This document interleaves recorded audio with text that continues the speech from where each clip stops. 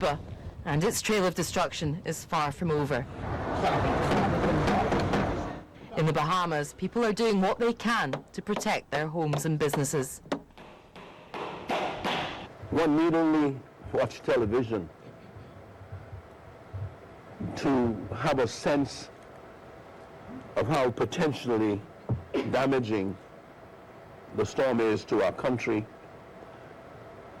and potentially to our people.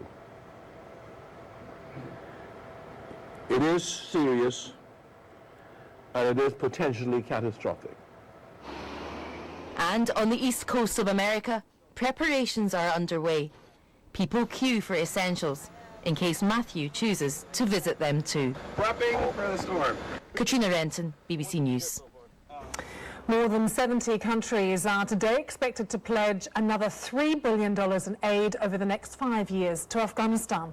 Representatives of those countries are meeting in Brussels. The EU, though, is denying that it is making aid to the country conditional on the government taking back thousands of people who have fled to Europe. And in an interview with the BBC, Afghanistan's chief executive, Abdullah Abdullah, also denied the reports, but said that he recognised Europe's concerns over the refugee crisis. Coast of America. We do understand, we did understand that, we understood that all the Afghans who have come to Europe due to certain circumstances might not be, all of them might not be eligible as refugees. And there might be cases after all due process, court process and the whole thing, that staff might not be eligible as refugees. What do we do with them?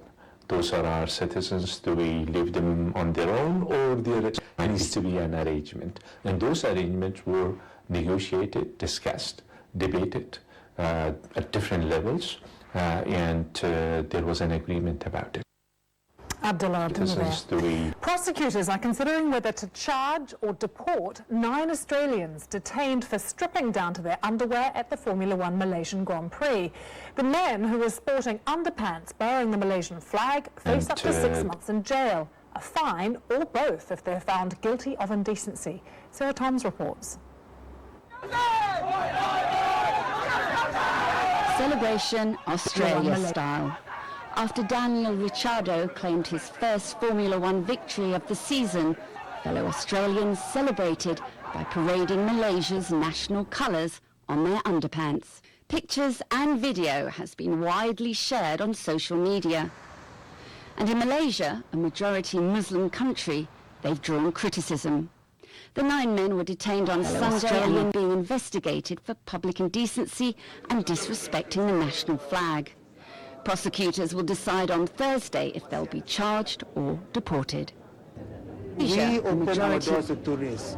We try to treat them as, as well as we can, even better, sometimes better than our own people.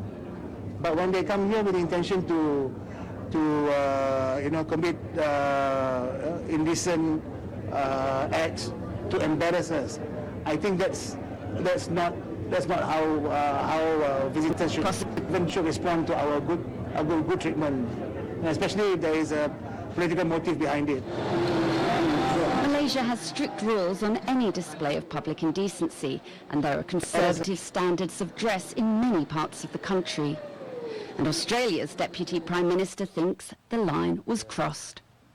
Anybody at a public event who decides to go down to their underpants is asking for comments, aren't they? And they shouldn't have done it.